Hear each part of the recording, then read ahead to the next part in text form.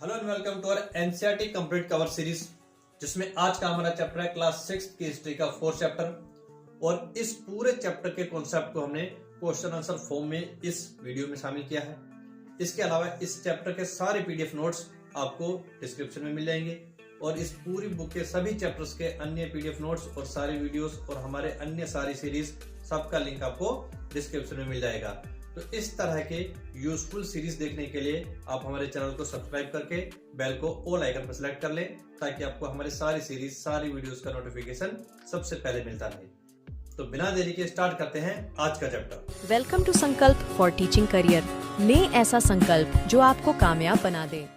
तो आज का हमारा चैप्टर है क्लास 6 की हिस्ट्री का 4th चैप्टर और पार्ट का नाम है क्या बताती है हमें किताबें और कब्रें। तो इस पूरी वीडियो सीरीज में हम सारे चैप्टर को टू द पॉइंट बात करेंगे बिना कोई टाइम गवाए। तो यहाँ इस चैप्टर में हमें ऐतिहासिक किताबों और कब्रों के बारे में जानकारी समझनी है। जैसा कि एक चित्र आपके सामने यह है दिया गया है, यह है एक पांडुलिपि। पांडुलिपि मतलब हाथ से लिखी गई पुस्तक। आगे बढ़ते हैं, इसके बारे में और गहराई से जानते हैं।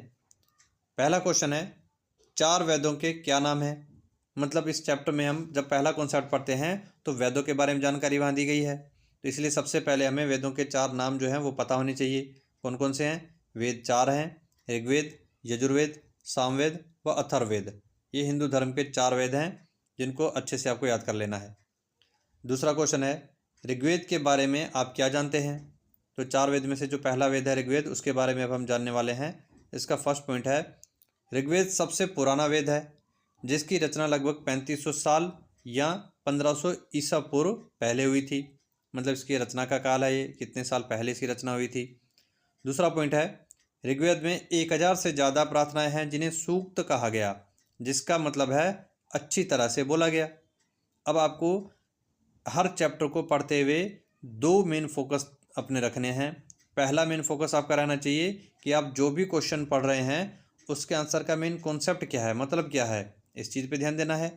दूसरा, आप आंसर के जितने भी पॉइंट पढ़ रहे हैं उन पॉइंट के अंदर कोई क्वेश्चन बन रहा है या नहीं, इस चीज़ पर भी आपको ध्यान देना है, स्मार्ट स्टडी करनी है। जैसे यहाँ पर ये पॉइंट है दूसरा वाला, ऋग्वेद में 1000 से ज़्यादा प्रार्थनाएं हैं जिन्हें सूक्त कहा गया। तो यहाँ इस आंसर में ही ये क्वेश्चन बन रहा है कि सूक्त किसे कहते हैं। तो ऋग्वेद में जो प्रार्थनाएं थी उनको सूक्त कहा गया। सूक्त का शाब्दिक अर्थ क्या है, इसका शाब्दिक मतलब क्या है, ये भी क्वेश्चन बन सकता है। तो शाब्दिक मतलब है अच्छी तरह से बोला गया। तो इस तरह से आपको जो भी आप एग्ज़ाम दे रहे हैं उस डिपार्टमेंट की सोच पर आपको फोकस रखना है कि पेपर बनाने वाले सूक्त का नॉर्मल मतलब भी पूछ सकते हैं, शाब्दिक अर्थ भी पूछ सकते हैं। तो इसलिए मुझे दोनों पता होने चाहिए। इस तरह से स्मार्ट स्टडी करनी है। बढ़ते हैं तीसरे पॉइंट की तरफ। तीसरा पॉइंट है, यह सूक्त विभिन्न देवी देवताओं की स्तुति में रचे गए थे। तीसरा पॉइंट, यह सूक्त विभिन्न देवी देवताओं की स्तुति में रचे गए थे। इनमें से 3 प्रमुख देवता हैं, अग्नि, इंद्र व सोम। अब यहाँ आपको ये कॉन्सेप्ट में भी काम आएगा कि एक पॉइंट हमारा बन रहा है तीसरा। साथ में यहाँ आपको ये भी पता चला कि ये जो सूक्त हैं या ऋग्वेद है, इसमें कौन से 3 प्रमुख देवी देवताओं के नाम हैं। तो ये आपको ध्यान रखना है, 3 देवताओं के नाम है अग्नि, इंद्र और सोम। ये अलग से क्वेश्चन बन के आ सकता है। साथ ही 4th पॉइंट है, अग्नि आग के देवता, इंद्र युद्ध के देवता और सोम एक पौधा है जिसमें एक खास पेय बनाया जाता है।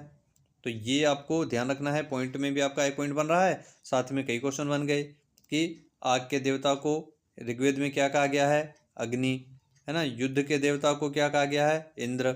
और सोम जो है वो किस देवता को कहा गया है। तो ये एक पौधे के बारे में जिक्र किया गया है जिससे एक पेय पदार्थ बनाया जाता था।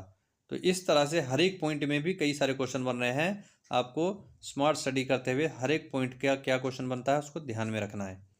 बढ़ते हैं अपने नेक्स्ट कॉन्सेप्ट की तरफ। नेक्स्ट क्वेश्चन है हमारा तीसरा, वैदिक प्रार्थनाओं की रचना किसने की।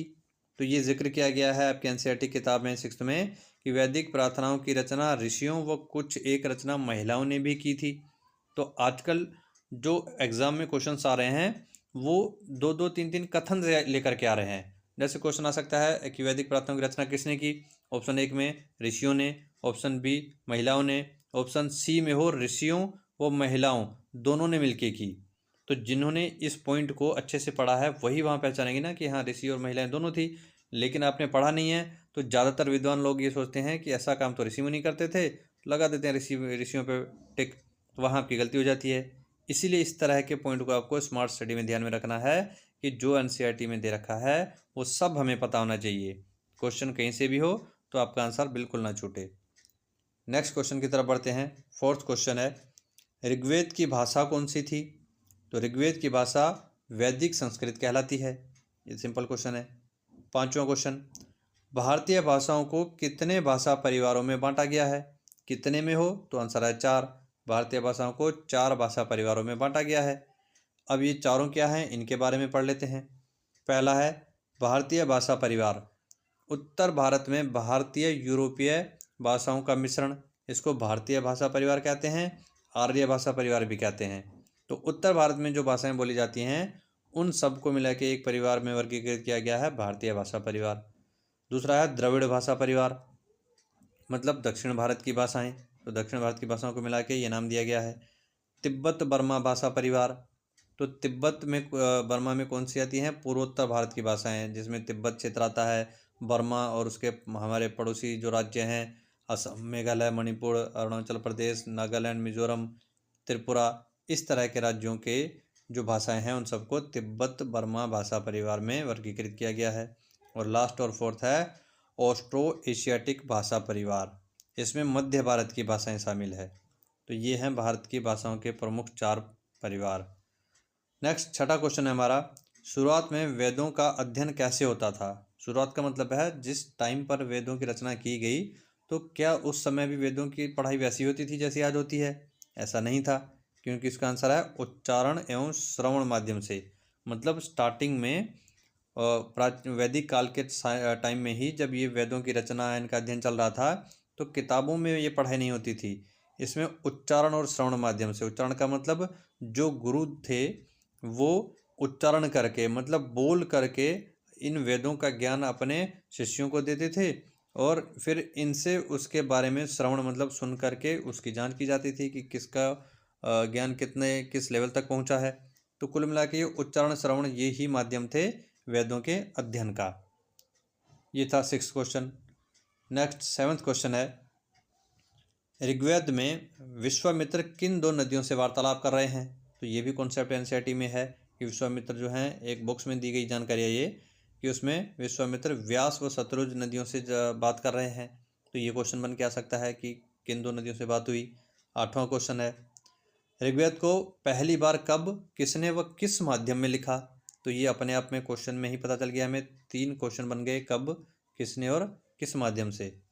आंसर है ऋग्वेद की रचना 1500 ईसा पूर्व में महर्षि वेदव्यास ने भुर्ज वृक्ष की छाल पर की।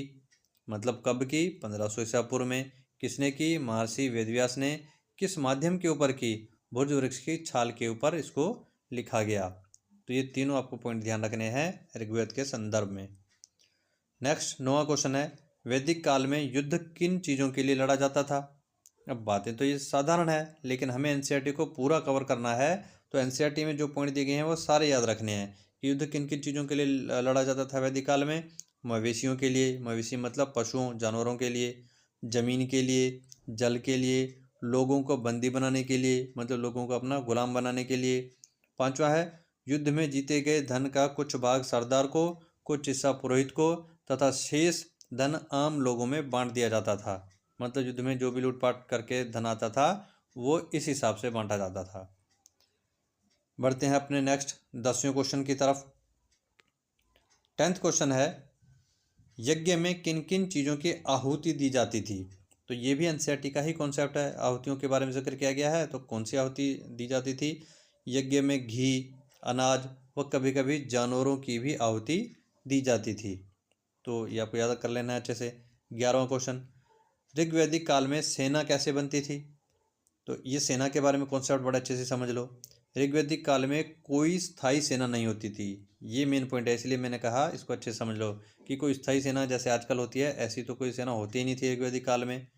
अधिकांश पुरुष ही युद्ध में भाग लेते थे। तो जब भी युद्ध जैसी स्थिति हो तो आम जनता में जो पुरुष हैं वही युद्ध में भाग लेते थे। लोग सभा में बहादुर व कुशल योद्धा को अपना सरदार चुनते थे। तो जब युद्ध जैसी स्थिति हो तो सभा मतलब बैठकें होती थी उनमें सब लोग देखते थे कि हम सब में से कौन आदमी सबसे ज़्यादा कुशल बहादुर है ना, लड़ने के योग्य है, तो उसको वो अपना सरदार चुनते थे। तो इस तरह से सेना का कामकाज चलता था ऋग्वैदिक काल में। बढ़ते हैं नेक्स्ट 12वें क्वेश्चन की तरफ। ऋग्वैदिक काल में कर्म आधारित दो वर्ग कौन से थे? कर्म आधारित मतलब कर्म से जो जाने जाए, तो एक था ब्राह्मण और दूसरे थे राजा। ब्राह्मणों का काम था शिक्षा लेना देना और राजा मतलब शासन करना, ये इनका कर्म था। 13वां क्वेश्चन है, ऋग्वैदिक काल में जनता को क्या कहा जाता था? जनता को जन तथा विष कहा जाता था। तो ये वही बात है कि सिर्फ जिक्र किया गया है एनसीईआरटी के चैप्टर में, तो ये स्पेशली क्वेश्चन भी बन रहा है कि आपको पता होना चाहिए ऋग्वैदिक काल में जनता को किन नामों से जाना जाता था, जन तथा विष। 14th क्वेश्चन है हमारा, वैदिक कालीन समाज किस जाति के नाम से जाना गया? मतलब वैदिक काल में जो लोग भारत में रहते थे उनकी जाति का नाम क्या था? तो उनकी जाति का नाम था आर्य, मतलब आर्य लोग थे जो वैदिक काल में भारत में रहते थे। 15 क्वेश्चन है, वैदिक काल में दास का क्या अर्थ है? मतलब उस टाइम पर ये दास शब्द यूज किया जाता था, लेकिन किसके लिए? विरोधी के लिए। आजकल जो नॉर्मल भाषा है उसमें दास को गुलाम के तौर पर समझा जाता है, लेकिन उस टाइम पर इसको विरोधी के तौर पर देखा जाता था। तो आपको ये पढ़ना बहुत ज़रूरी है, क्योंकि बिना पढ़े आपने दास का अर्थ देख लिया और ऑप्शन में आपको विरोधी के साथ गुलाम दिखा, तो आम लोग गुलाम को ही टिक करके आ जाएंगे, जबकि ये गलत हो जाएगा, क्योंकि गुलाम इसका आज के संदर्भ में प्रयोग किया जाता है। हम बात कर रहे हैं वैदिक काल में, तो वैदिक काल में से विरोधी के तौर पर प्रयोग किया जाता था। नेक्स्ट 16वां क्वेश्चन है, महापाषाण समाधान के बारे में आप क्या जानते हैं?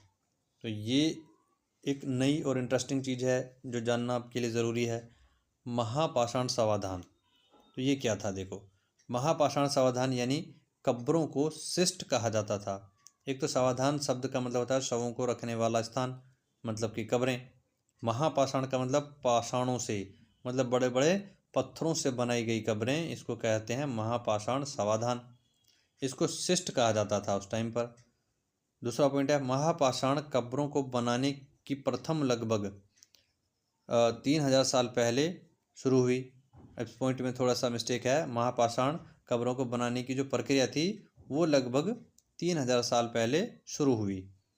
यह प्रथा दक्षिण भारत, पूर्वोत्तर भारत व कश्मीर में प्रचलित थी। तो ये स्थान भी याद रखना, स्थानों से भी क्वेश्चन आ सकता है, और कब स्टार्ट हुआ ये टाइम भी थोड़ा ध्यान रखना है। और ये महापाषाण कब्रें थी कैसी? तो ये साथ में आप देख सकते हैं, ये चित्र दे रखा है, ये महापाषाण टाइम की कब्रें थी।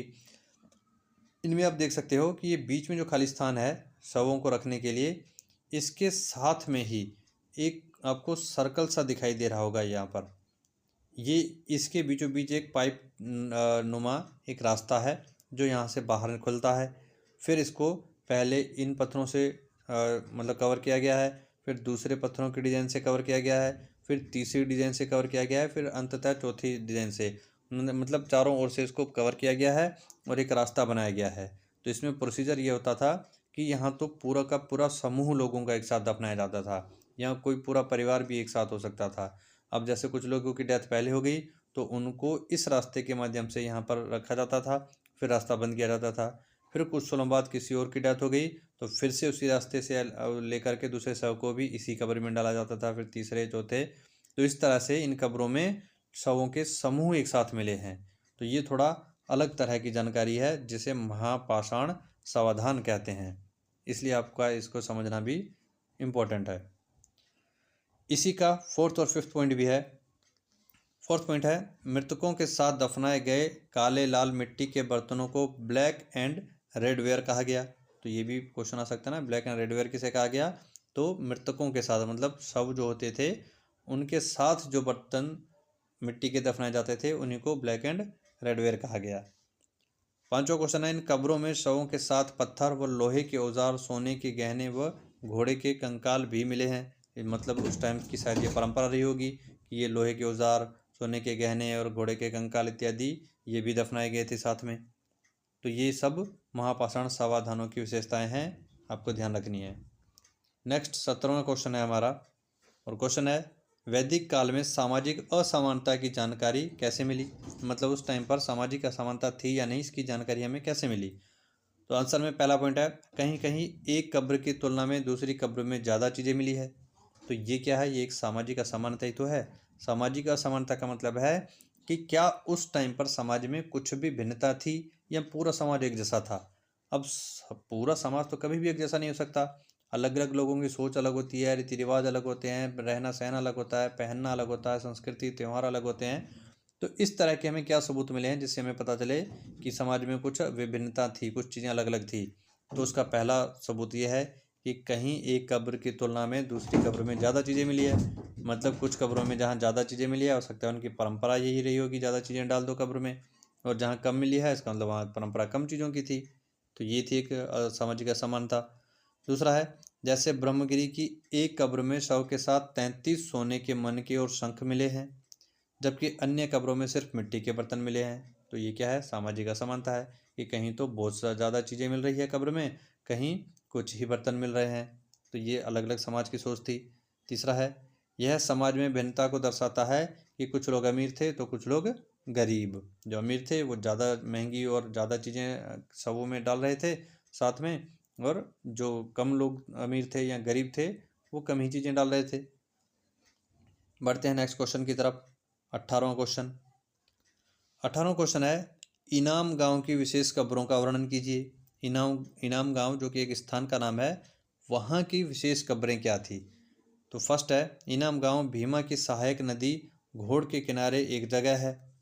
यहाँ वयस्क लोगों को सीधा लिटाकर दफनाया जाता था। तो ये देखो एक नई ही चीज़ पता चली कि इंसान जब मर जाए तो उसकी लाश को, उसके शव को सीधा लिटा करके दफनाया जाता था। कहाँ, इनाम गांव में।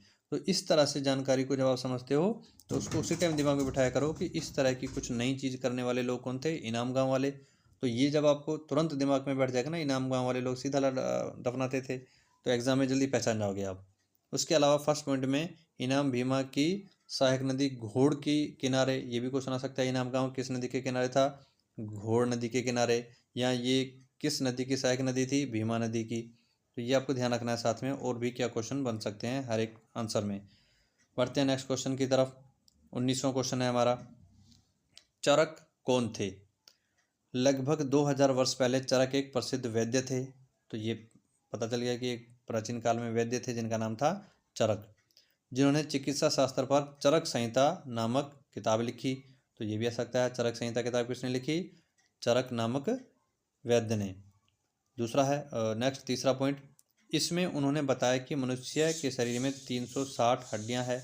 हालांकि आजकल जो साइंस है उसमें तो 206 हैं, लेकिन इन्होंने 360, तो उस टाइम पर इन्होंने अपने हिसाब से कुछ अलग, जैसे अलग अलग दांतों को अलग अलग गिना होगा। लेकिन इससे हमें ये प्रमाण मिलता है कि इतने पुराने टाइम में भी चिकित्सा के क्षेत्र में जो लोग थे उस टाइम के, उन्होंने इसकी खोज जारी रखी। 20वां क्वेश्चन है, भविष्यवाणी करने वाली हड्डियां कहाँ से मिली। तो अब ये भविष्यवाणी करने वाली हड्डियां क्या है, इसको समझते हैं। चीन में 1500 ईसा पूर्व में जानवरों की हड्डियों पर लेखन किया जाता था। इन्हें भविष्यवाणी करने वाली हड्डियां कहा जाता था। मतलब चीन में 1500 ईसा पूर्व में जानवरों की हड्डियों पर लेखन कार्य होता था। अब लोगों को लगता था कि ये भविष्य के बारे में लिखा गया है, इसलिए उसको भविष्यवाणी करने वाली हड्डियां कहा गया। तो क्वेश्चन यही, कहाँ से मिली, तो आंसर होगा चीन से। तो यहाँ हमारे आज के सारे 20 क्वेश्चन कंप्लीट होते हैं। उम्मीद करता हूँ ये चैप्टर आपको अच्छे से समझ में आया होगा, और समझ में आया हो तो वीडियो को लाइक शेयर एंड सब्सक्राइब करें। धन्यवाद।